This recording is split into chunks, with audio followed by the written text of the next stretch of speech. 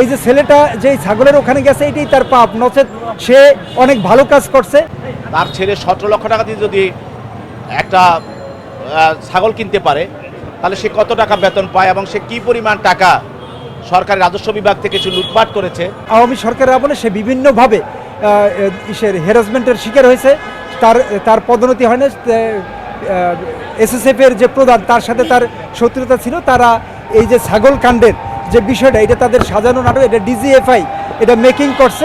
ঐতিহাসিক ছাগল কাণ্ড, এই ছাগল কাণ্ডের যেই মহানায়ক সে হলো এনবিআর এর সদস্য মতিউর রহমান। মতিউর রহমান তিনি একসময় ট্যাক্সের কমিশনার ছিলেন এবং পরবর্তীতে উনি অ্যাপিলেট কোর্টের ছিলেন, বিচারক ছিলেন।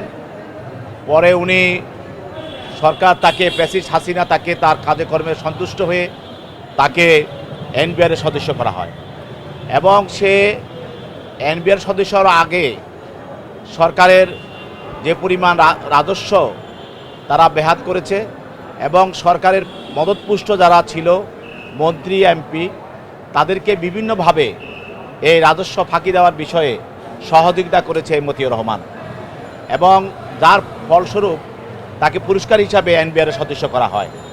কিন্তু বিডি বাম একদিন তো সে মিথ্যা বেড়ে আসবে। সেটা কিসের মাধ্যমে আসলো?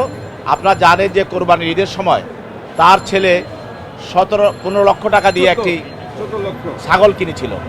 সেটা আপনাদের সাংবাদিকদের মাধ্যমে সারা জাতি দেখতে পেয়েছে এবং ওটা দেখেই বোঝা গেল যে তার ছেলে 17 লক্ষ টাকা দিয়ে যদি একটা ছাগল কিনতে পারে তাহলে সে কত টাকা বেতন পায় এবং সে কি পরিমাণ টাকা সরকারি রাজস্ব বিভাগ থেকে সে লুটপাট করেছে, কত হাজার কোটি টাকা সে বিদেশে রপ্তানি পাচার করেছে, সেটা মানুষের সামনে বেরিয়ে আসে।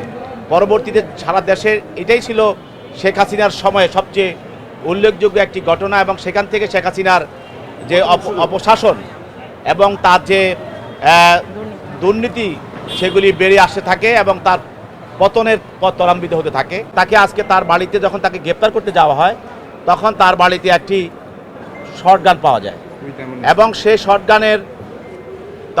শর্টগানটি উদ্ধার করার পরে তাকে লাইসেন্স দেখাতে বলা হয়। সে লাইসেন্স দেখাতে পারে নাই। যেটা দেখিয়েছে সেটা 21 সালের মেয়াদ উত্তীর্ণ নবায়ন করা, এরপরে আর নবায়ন করা হয় নাই এবং সেখানে আপনারা জানেন যে 25টি গুলি দেওয়া হয়েছিল যখন তাকে এই শর্টগানে দেওয়া হয়। সেখানে 24টি গুলি পাওয়া গেছে, আর একটা গুলি পাওয়া যায় নাই। এটারও সে সঠিক ব্যাখ্যা দিতে পারে নাই, যার কারণে যেহেতু সে আপনারা জানেন যে সরকার প্রতি বছর ঘোষণা করে অস্ত্র নবায়ন করার জন্য, যদি কেউ অস্ত্র নবায়ন না করে সেটি একটি বেআইনি অস্ত্র হিসাবে পরিগণিত হয়। সেই জন্য তার বিরুদ্ধে অস্ত্র আইনে অবৈধ অস্ত্র রাখার দায়ে তার বিরুদ্ধে মামলা করা হয়েছে এবং যে গুলিটা হারিয়ে গেছে বা সে দেখাতে পারে নাই বা কোথাও ব্যবহার করেছে বা বৈষম্যবিরোধী ছাত্র আন্দোলনের সময় সে কাউকে এই অস্ত্রটা দিয়েছিল কিনা, সেটা ব্যবহৃত হয়েছিল কিনা, এই গুলিটা কোথায় ব্যবহার করা হয়েছে সেটি পরীক্ষা করার জন্য, তথ্য উদ্ঘাটন করার জন্য তদন্তকারী কর্মকর্তা সেখানে 10 দিনের রিমান্ড প্রার্থনা করেন। বিজ্ঞ আদালত তার পক্ষের আইনজীবীরা ছিল, আইনজীবীরা তার পক্ষে রিমান্ড বাতিলপূর্বক জামিনে প্রার্থনা করেন। উভয় পক্ষের বক্তব্য শোনার পর বিজ্ঞ আদালত 3 দিনের রিমান্ড মঞ্জুর করে তাকে তদন্তকারী কর্মকর্তার নিকট অধিকতর জিজ্ঞাসাবাদ করার জন্য হস্তান্তর করেন। সে যে এই যে 3 বছর সে রিনিউ করে নাই, সেই ক্ষেত্রে আইনের বিধান হইল সে জরিমানা দিয়ে এই অস্ত্রটা আবার রিনিউ করতে পারবে, এই লাইসেন্স রিনিউ করা যাবে। এখানে আইনের কোনো ব্যত্যয় ঘটে নাই কিংবা এই অস্ত্র অবৈধ অস্ত্র নয়। সেখানে তার বিরুদ্ধে যে অবৈধ অস্ত্র রাখার কিংবা গুলি হারানোর যে বিষয়টা অভিযোগটা আনছে, এইটা ইনশাল্লাহ এটা মিথ্যা বলে প্রমাণিত হবে। মতিউর রহমান বলেছে সে এই আওয়ামী সরকারের আমলে সে বিভিন্নভাবে হ্যারাসমেন্টের শিকার হয়েছে। তার পদোন্নতি হয় না।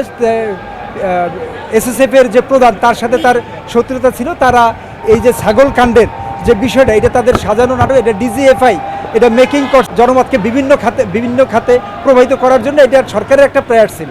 এই যে ডিজিএফআই যে ছাগলের কাণ্ড এইটা যে মেকিং করে এইটাই তার এই যে ছেলেটা যে ছাগলের ওখানে গেছে এটাই তার পাপ, নচেত সে অনেক ভালো কাজ করছে।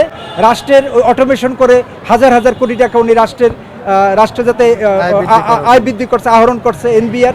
এবং উনি পরবর্তী সময়েও অনেকগুলো উদ্যোগ নিছে, যার ফলে রাষ্ট্র লাভবান হয়েছে। উনি কখনোই মানে এই অর্থ আত্মসাৎ বর্ণ দুর্নীতির সাথে জড়িত ছিল না।